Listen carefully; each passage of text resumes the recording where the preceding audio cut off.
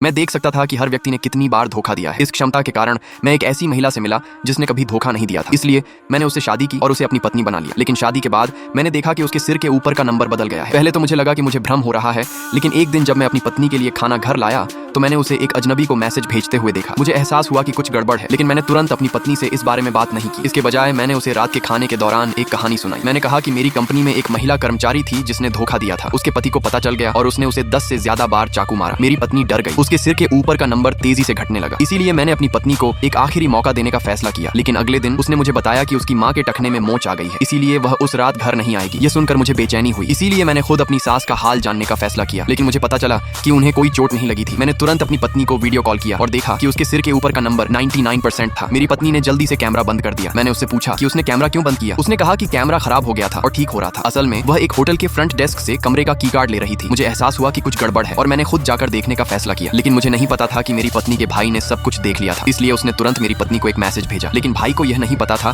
कि वह अपना फोन भी नहीं देख रही थी। जल्द ही मैंने फोन की लोकेशन का इस्तेमाल किया और सीधे होटल पहुंच गया। मैंने फ्रंट डेस्क पर अपनी पत्नी का नाम बताया और पूछा कि क्या उसने चेक इन किया है। फ्रंट डेस्क ने कहा कि वे मेहमानों की जानकारी नहीं बता सकते। मैंने तुरंत एक गिफ्ट कार्ड दिया। फ्रंट डेस्क ने तुरंत जांच करने में मेरी मदद करना शुरू कर दिया। इसी समय मेरी सास और मेरी पत्नी का भाई भी वहां पहुंच गए। मेरी सास ने मुझे उनके साथ चलने के लिए मनाने की कोशिश की, लेकिन मुझे पता था कि सच मेरे सामने ही है। जब हम बहस कर रहे थे, फ्रंट डेस्क ने कहा कि उन्हें जानकारी मिल गई है। मैंने तुरंत उनसे मुझे ऊपर ले जाने के लिए कहा। फ्रंट डेस्क वाला मुझे कमरे के दरवाजे तक ले गया, लेकिन तभी मुझे अंदर से अजीब आवाजें सुनाई दी। मुझे तुरंत बहुत गुस्सा आया और मैं अंदर घुसने के लिए तैयार हो गया, लेकिन मेरी सास और मेरी पत्नी के भाई ने दरवाजा रोक लिया। उनका कहना था कि मेरी पत्नी धोखा नहीं देगी, लेकिन मुझे साफ दिख रहा था कि उसने होटल का कमरा तब बुक किया था जब उसके धोखा देने की संभावना 99% थी। मैंने उनकी बात नहीं मानी, उन्हें एक तरफ धकेला और लात मारकर दरवाजा खोल दिया। अगर आप पार्ट 2 देखना चाहते हैं तो हाँ कमेंट करें।